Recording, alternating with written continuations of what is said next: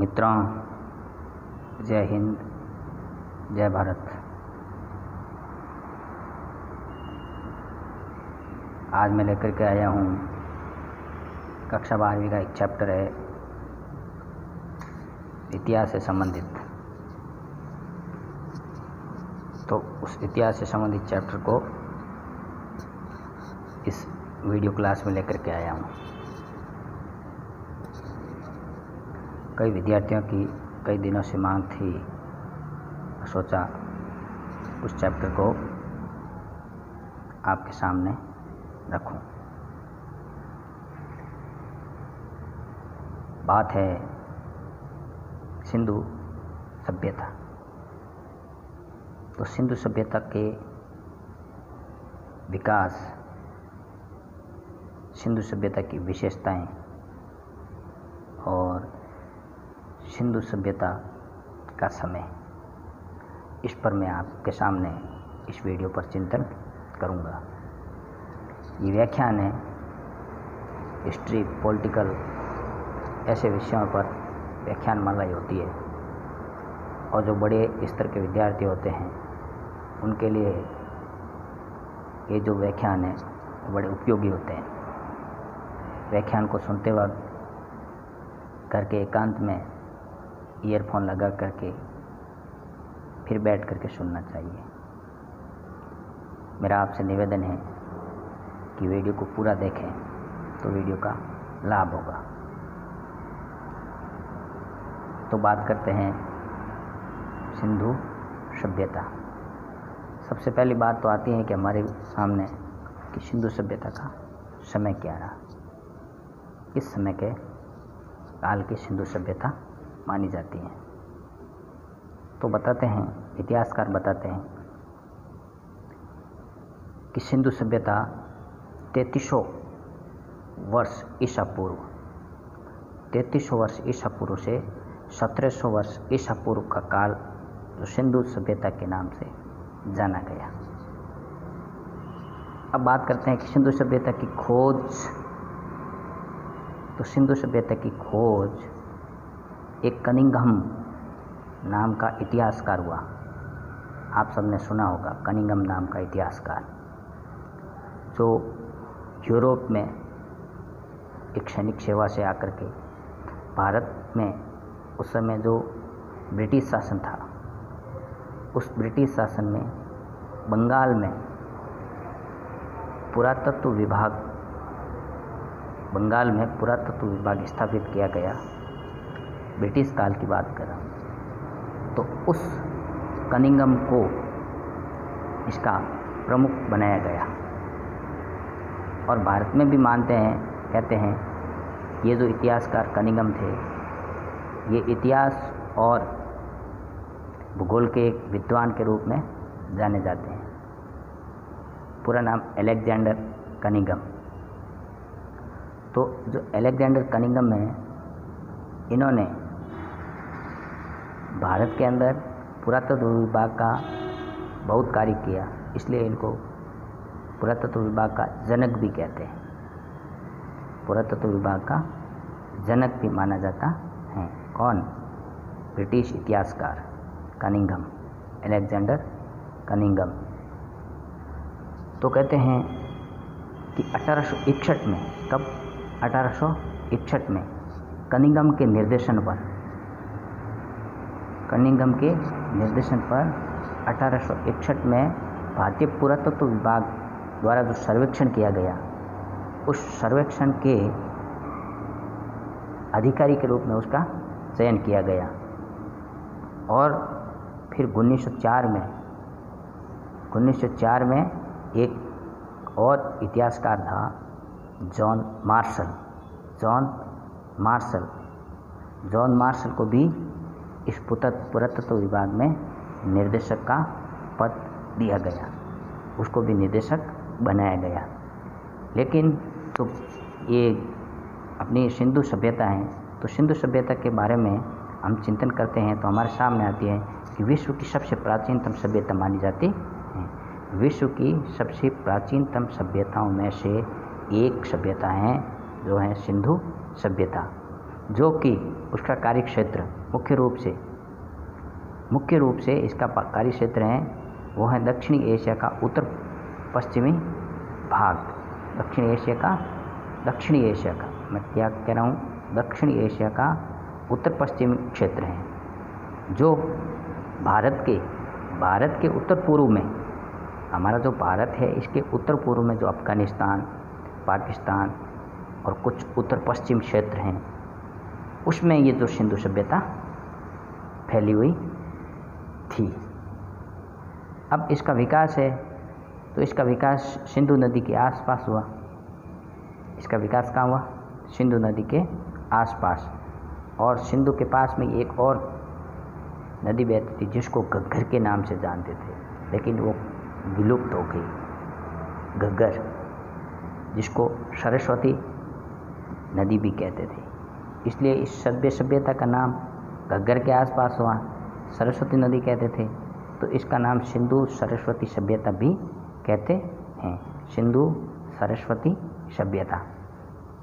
फिर बात आती है कि इसका जो विकास है वो प्राचीन, मैंने आपको बताया कि विकास कौन कौन सी नदियों के किनारे हुआ, तो मुख्य रूप से सिंधु नदी के किनारे, लेकिन सिंधु नदी के पास ही घग्गर था, घग्गर नदी, तो उनके आसपास, तो इसका नाम ही सिंधु सरस्वती सभ्यता। फिर कई लोग इनको हड़प्पा, मोहनजोदड़ो, कालीबंगा, लोथल, धोलावीरा, राखीगढ़ इनके प्रमुख केंद्रों के रूप में जानते हैं। यानी इनके प्रमुख केंद्र, सिंधु सभ्यता के प्रमुख केंद्रों की बात आती है, सिंधु सभ्यता के प्रमुख केंद्रों की बात आती हैं तो मैंने आपको बताया कि हड़प्पा है, मोहनजोदड़ो है, कालीबंगा, लोथल जो कि गुजरात में है, फिर धोलावीरा, फिर राखीगढ़, ये सब इसके प्रमुख केंद्र माने जाते हैं। अब बात आती है कि 1921 में दयाराम साहनी, क्या नाम? दयाराम साहनी ने हड़प्पा का उत्खनन किया। किसका उत्खनन किया? खुदाई की। किसकी? हड़प्पा की। तो हड़प्पा की उत्खनन किया और वहाँ की खुदाई की, तो इस प्रकार वहाँ का सभ्यता का नाम, उस सभ्यता का नाम हड़प्पा क्षेत्र है ना, तो उस सभ्यता का नाम हड़प्पा सभ्यता भी पड़ गया। किसने किया? 1921 में। किसने? दयाराम साहनी ने। तो मैं बात कर रहा था आपके मिस्टर कनिंघम से, फिर बात कर रहा था सरस्वती सभ्यता से, फिर बात कर रहा था सिंधु सभ्यता से, फिर मैंने आपको बात की थी कि भाई ये कब की है, तो 3300 ईसा पूर्व से आपके 1700 ईसा पूर्व की। फिर बात की मैंने आपके सामने हड़प्पा, मोहनजोदड़ो, कालीबंगा, लोथल, धोलावीरा और राखीगढ़। फिर 1921 में आए थे दयाराम साहनी जी, और दयाराम साहनी जी ने 1921 के अंदर हड़प्पा की खोज की, हड़प्पा की उत्खनन किया, और वहाँ पर उत्खनन करने की वजह से उसको हड़प्पा सभ्यता के नाम से भी जानते हैं। जो ये सभ्यता है, ये सभ्यता मैंने आपको पूर्व में भी बताया था कि एक सभ्यता कहाँ फैली हुई है, तो सिंधु घाटी, जो सिंधु नदी के आसपास, सिंधु घाटी के आसपास की सभ्यता है, तो वह सिंधु नदी घाटी की सभ्यता के नाम से जानी जाती हैं। इसका नाम प्रश्न पूछा जाता है कि सिंधु घाटी सभ्यता के नाम किस नाम से, यानी कि ये सिंधु नदी के आसपास, सिंधु घाटी नदी के आसपास होने की वजह से इनको सिंधु घाटी सभ्यता के नाम से जानते हैं। सरस्वती सभ्यता तो सिंधु और सरस्वती दोनों के आसपास ये सभ्यता, इन सभ्यताओं का विकास हुआ, इसलिए यानी सरस्वती यानी घग्गर नदी, घग्गर का दूसरा नाम सरस्वती है, जिसकी वजह से सिंधु सरस्वती सभ्यता के नाम से भी जानते हैं। फिर हड़प्पा सभ्यता, तो दयाराम साहनी ने हड़प्पा की खोज की, उत्खनन किया, और इस कारण इसको हड़प्पा सभ्यता के नाम से भी जानते हैं। फिर बात कहते हैं कि यहाँ जो नगर थे, तो यहाँ पर नगरों का प्रथम विकास यहीं पर हुआ, इसलिए इनको नगरीय सभ्यता के नाम से भी जानते हैं। सर्वप्रथम नगरों का विकास भी इसी सभ्यता में हुआ था, इसी सभ्यता में, इसलिए इसको किस सभ्यता के नाम से? नगरीय सभ्यता के नाम से भी जानते हैं। फिर बात करते हैं, कई बार इनको कांस्य सभ्यता कहते हैं, कई बार लोग कांस्य सभ्यता, तो कांस्य सभ्यता इसलिए कहते हैं कि इस सभ्यता में ही कांस्य का उपयोग हुआ था, कांस्य का प्रथम प्रयोग इसी सभ्यता में हुआ। कौन सी सभ्यता में? सिंधु सरस्वती सभ्यता में, इसलिए इसको कांस्य सभ्यता के नाम से भी जाना जाता है। अब तक जो सिंधु घाटी सभ्यता में जो 1400 केंद्र, कितने केंद्र? 1400 केंद्रों पर, यहाँ पर 1400 केंद्रों की खोज हुई। कितने केंद्रों की? 1400 केंद्रों की। तो जो 1400 केंद्रों की खोज हुई उनमें से 925 केंद्र तो कहाँ हैं? भारत में। जो 1400 केंद्रों की खोज हुई उनमें से 925 केंद्र हैं वे भारत में हैं। और 80% स्थल, जिस खोज के जो 80% स्थल है वो कहाँ हैं? तो वो सरस्वती नदी और उसके आसपास की नदियों के पास में रहे हैं। 80% जो खोज के स्थल हैं वे कहाँ रहे? तो सरस्वती नदी और उसके आसपास के क्षेत्रों में रहे। फिर 1922 की बात करते हैं, 1922 की। तो 1922 की बात करते हैं तो एक बंदा आता है जिसका नाम है राखालदास बनर्जी। क्या नाम है? राखालदास बनर्जी। याद रखना। 1921 कौन? दयाराम साहनी। 1922 कौन? राखालदास बनर्जी। तो राखालदास बनर्जी ने मोहनजोदड़ो नामक स्थान का उत्खनन किया। मोहनजोदड़ो, कई जगह इनका ऐसा भी स्थान, इसका नाम मिलेगा मुर्दों का टीला, मुर्दों का टीला। तो मोहनजोदड़ो का उत्खनन किया और वहाँ पर उस स्थान को मोहनजोदड़ो उत्खनन के रूप में किसने किया? तो राखालदास बनर्जी ने। और जो हड़प्पा और मोहनजोदड़ो में जो खुदाई हुई है, हड़प्पा सभ्यता में, यानी कि आपके दयाराम साहनी जी ने और मोहनजोदड़ो में राखालदास बनर्जी ने, तो जहाँ पर इन्होंने खुदाई की है वहाँ पर किसके अवशेष मिले हैं? तो सिंधु सरस्वती सभ्यता के अवशेष मिले हैं। फिर विद्वानों ने इसका नाम क्या दिया कि सिंधु घाटी सभ्यता। यानी कि इस प्रकार इतनी खोज के पश्चात, यानी कि 1400 केंद्र उनमें से 925 केंद्र कहाँ मिले? भारत में। और कौन कौन सी नदियों के आसपास? सरस्वती नदी और उनके आसपास। और इनका विकास सिंधु नदी के आसपास हुआ, इसलिए इनको सिंधु घाटी सभ्यता भी कहते हैं। फिर बात करते हैं हम कि जो ये इनकी जो सहायक नदियों के आसपास इनका जो विकास हुआ, तो विकास किस कारण हुआ? तो वहाँ पर उनके आसपास इनके खूब सारे अवशेषों की वजह से, यानी सिंधु सभ्यता के जितने भी अवशेष मिले वो अवशेष कहाँ मिले? तो वो अवशेष मिले आपके इन नदियों के आसपास। इन नदियों यानी कि कौन कौन सी? इनके सहायक नदियाँ, जैसे माना कि आपके सिंधु घाटी सभ्यता है, इनके आसपास की छोटी छोटी नदियाँ हुआ करती थी, जिनमें आपके सरस्वती और सिंधु ये प्रमुख नदियाँ हुआ करती थी। इसलिए इतिहासकार इनको हड़प्पा सभ्यता के नाम से भी जानते हैं। हड़प्पा सभ्यता ये आपके किस क्षेत्र की बात है? सिंधु घाटी सभ्यता की। अब प्रश्न यहाँ बनता है, जो मैंने आपको जिस विषय पर चिंतन किया है कि सिंधु घाटी सभ्यता के बारे में आप क्या जानते हैं? सिंधु घाटी सभ्यता, तो आपको अलेक्जेंडर कनिंघम याद आना चाहिए, फिर आपको दयाराम साहनी याद आना चाहिए, फिर आपको राखालदास बनर्जी याद आना चाहिए, फिर आपको घग्गर नदी याद आनी चाहिए, फिर आपको सरस्वती नदी याद आनी चाहिए, फिर आपको हड़प्पा याद आना चाहिए, फिर आपको मोहनजोदड़ो याद आना चाहिए। इस प्रकार करके इसके व्याख्यान को, इसके प्रश्न को इस प्रकार लिखना, यानी कि सिंधु सरस्वती सभ्यता के बारे में आप क्या जानते हैं। अब बात करते हैं कि जो सिंधु सरस्वती सभ्यता है तो उनकी विशेषताएं क्या थी। भाई कोई भी सभ्यता है, सभ्यता का विकास हुआ है तो उनकी कोई न कोई तो विशेषताएं रही होगी। सभ्यता का विकास, किसी भी सभ्यता का विकास हुआ है तो उनकी जो विकास की जो कड़ी थी उसकी विशेषताएं क्या क्या रही। तो अपन ने उनको पढ़ा था कि भाई ये सबसे पहले नगरों का विकास इसी सभ्यता से हुआ। तो वहाँ पर नगर कैसे थे? सुनियोजित नगर। नगर कैसे थे?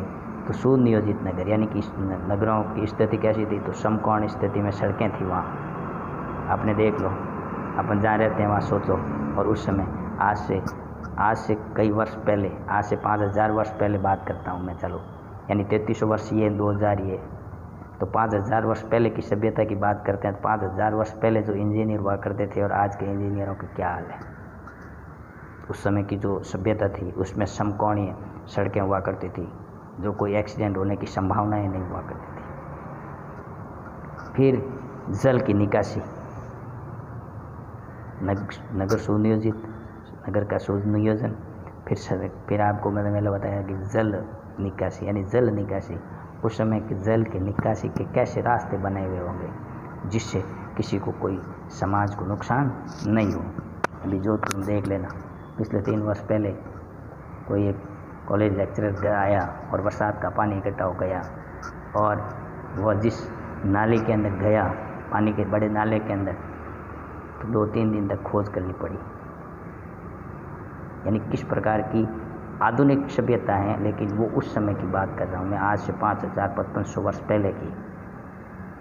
फिर बात करते हैं कि विशाल स्नानागार, यानी उस समय वहाँ मिले हैं क्या विशाल स्नानागार, जहाँ लोग बड़े जब कार्यक्रम होते थे तो उस विशाल स्नानागारों के अंदर स्नान करके उन उत्सवों को मनाते थे। विशाल स्नानागार यानी ये कहाँ मिले थे, तो ये मोहनजोदड़ो नामक स्थान पर, मोहनजोदड़ो नामक स्थान पर।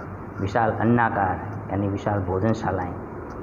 अब विशाल भोजनशालाएँ यानी कि लोग इकट्ठे होते थे बड़े बड़े उत्सवों में या कोई विशेष महोत्सव में, तो वहाँ पर विशेष क्या हुआ करते थे, विशेष अन्नागार हुआ करते थे, अन्न के भंडार हुआ करते थे, भोजनशालाएँ हुआ करती थी, जिससे वहाँ सभी का आराम से भोजन हो सके।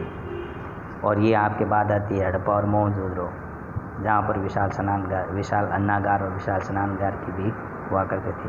फिर विशाल जलाशय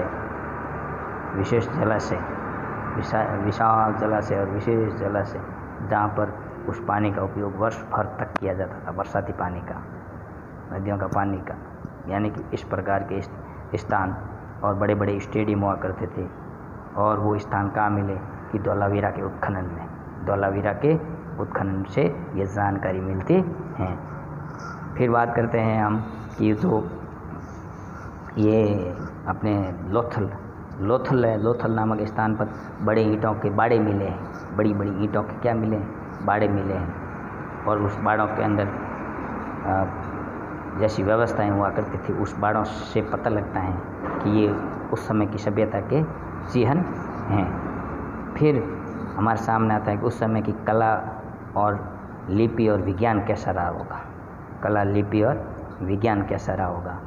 तो उस समय की कला लिपि और विज्ञान की बातें करते हैं तो हमारे सामने वहाँ पर जो मूर्तियों की वहाँ पर खुदाई हुई, उसके अंदर वहाँ मूर्तियाँ मिली हैं। क्या मिली हैं, मूर्तियाँ। तो इसका मतलब उस समय के कलाकार भी तो गजब हुआ करते थे। फिर मूर्तियों के साथ में वहाँ बैल की आकृति के भी, वहाँ कुछ बैल की आकृति के, बैलों की आकृति को कुछ पत्थर जो उसकी कलाकारी में मिले हैं, बैल बने हुए पत्थरों के। फिर वहाँ जब देखते हैं तो उनकी खुदाई में कुछ नर्तकियों के भी चिन्ह मिले हैं, नर्तकियों के चिन्ह। फिर कांस्य मूर्तियाँ हैं, उस कांस्य मूर्तियों पर भी कांस्य की मूर्तियाँ थी, वो नर्तकियों के आकार की मिली हैं। यानी कि सुनियोजित नगर, फिर जल निकासी की व्यवस्था, फिर विशाल स्नानागार, फिर विशाल अन्नागार, फिर विशाल जलाशय, बड़े बड़े स्टेडियम, बड़े बड़े बाड़े, फिर वहाँ का कला और विज्ञान, जिसके अंदर वहाँ की पत्थर की मूर्तियाँ, फिर आपके कांस्य की मूर्तियाँ, नर्तकों की मूर्तियाँ, ये इसकी क्या थी, ये विशेषताएं थी। ये विशेषताएं कहाँ मिली हैं, वहाँ उनके अवशेषों के रूप में खुदाई हुई, तो खुदाई के रूप में, खुदाई के अंदर ये सब चीज़ें मिली हैं। और फिर वहाँ की जो चित्र लिपि कहते हैं, लिपि चित्रमय लिपि थी, चित्रमय लिपि यानी कि चित्र बने हुए थे। जैसे माना कि दीवारों पर चित्र बने हुए, पत्थरों पर चित्र बने हुए, कांस्य धातु पर चित्र बने हुए।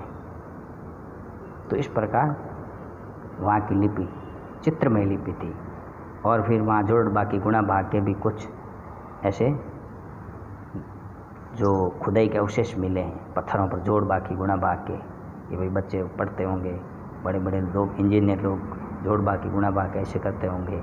इस प्रकार के भी वहाँ कुछ कार्य मिले हैं। फिर कहते हैं कि अपन जैसे वर्तमान में भी कुम्हार अपने बर्तन बनाते हैं मिट्टी के, तो उन मिट्टी के बर्तनों को बनाने के लिए चौक हुआ करता था, तो वो चौक भी वहाँ मिला था। ये आपके उस समय की विज्ञान की बातें हैं। फिर बात करते हैं वहाँ की अर्थव्यवस्था कैसी थी, आर्थिक व्यवस्था। तो आर्थिक व्यवस्था की बात करते हैं तो उस समय कुछ कृषि के और कुछ उद्योग धंधों के कार्य हुआ करते थे, कृषि और उद्योग धंधे। अब कृषि में उस समय यानी कि सिंधु सभ्यता के अंदर कौन कौन सी किस अनाज की कृषि हुआ करती थी, तो आज देखेंगे तो आज आपको अनेकों प्रकार के अनाज मिल जाएंगे। लेकिन उस समय की जो कृषि थी जिसमें गेहूँ, जौ, दाल, मटर और कपास, गेहूँ, जौ, दाल, कपास और मटर, इसके अवशेष मिले हैं उस समय की कृषि में। फिर उद्योग धंधे, यानी कि उनकी अर्थव्यवस्था की बात कर रहे हैं, तो उद्योग धंधों की बात करते हैं तो कांस्य धातु की बात मैंने आपको पहले ही की, फिर मिट्टी की बात भी आपके सामने आई, फिर मिट्टी की मूर्तियाँ, फिर पत्थरों की मूर्तियाँ, फिर आपके आभूषण, और फिर छोटे छोटे मनके देखे आपने, देखना मनके। इस प्रकार फिर उस समय वस्त्रों का भी उद्योग शुरू हो चुका था। यह आपके उस समय की अर्थव्यवस्था यानी आर्थिक व्यवस्था की बात की। फिर बात करते हैं वहाँ का सामाजिक जीवन कैसा था। तो सामाजिक जीवन में आपके उस समय की जो कर्मचारियों की व्यवस्था थी, सामंत वर्ग था, श्रमिक वर्ग था और कृषक वर्ग था। यानी सामाजिक जीवन में जो एक शासन करने वाले लोग थे, तो शासन करने वाले लोग कौन थे? तो शासन करने वाले लोग कर्मचारी लोग, सामंत वर्ग और श्रमिक लोग, ये जो उस समय के थोड़े पावरफुल व्यक्ति माने जाते थे। और फिर समाज के अंदर नारी की स्थिति क्या थी? तो नारी का स्थान महत्वपूर्ण था, जिस प्रकार आज भी नारी का स्थान महत्वपूर्ण है। फिर स्त्री पुरुष हैं, यदि स्त्री पुरुष दोनों प्रकार के लोग अपने अपने आभूषणों का उपयोग करते थे और सभी लोग आभूषण प्रेम में हुआ करते थे। उस समय की इस प्रकार की सामाजिक जीवन की व्यवस्थाएं हुआ करती थी। फिर धार्मिक जीवन कैसा था उस समय का? तो धार्मिक जीवन के अंदर उस समय मूर्ति पूजा करते थे, यानी कि अभी भी मूर्ति पूजा करते हैं, उस समय भी मूर्ति पूजा के वाहक थे। जैसे शिव की पूजा है, वृक्षों की पूजा आज भी करते हैं, वृक्षों की पूजा, शिव की पूजा आज भी करते हैं, पशुओं की, गाय की पूजा करते हैं हम आज भी, जल की पूजा आज भी जल की पूजा करते हैं, जल देवता मानते हैं। तो इस प्रकार उस समय का जो धार्मिक जीवन था वह भी समाज के साथ में एक धर्म की व्यवस्था को लेकर के चल रहा था। फिर आपके धार्मिक जीवन के अंदर और आती है बात कि जो उस समय के कुछ लोग इस प्रकार आज भी, जैसे माना कि व्यक्ति तपस्या करने निकल जाता है तो सन्यासी बन जाता है, साधु सन्यासी। तो उस समय साधु सन्यासी, तपस्वी, योगी, ये सब उस समय की व्यवस्थाओं में भी हुआ करते थे, उनका उस समय भी महत्वपूर्ण स्थान हुआ करता था। फिर उस समय की जो राजनीतिक व्यवस्था, कौन सी व्यवस्था? राजनीतिक व्यवस्था। तो राजनीतिक व्यवस्था कैसी थी? तो बताते हैं कि हड़प्पा, मोहनजोदड़ो, कालीबंगा, लोथल, ये उस समय के प्रमुख साम्राज्य हुआ करते थे, प्रमुख साम्राज्य के केंद्र हुआ करते थे। कौन कौन से? तो हड़प्पा है, मोहनजोदड़ो है, कालीबंगा है, लोथल है, ये 4 प्रमुख केंद्र हुआ करते थे। कहाँ के? सिंधु सभ्यता के, राजनीतिक जीवन के। और यहाँ की जो नगर व्यवस्थाएं थी, एकदम व्यवस्थित सुनियोजित नगर व्यवस्थाएं थी। और वहाँ पर प्रशासन किस रूप में चलता था? तो नगर पालिका के रूप में। किस रूप में? नगर पालिका के रूप में। और कुशल सत्ता पक्ष के लोग उन पर नियंत्रण रखते थे।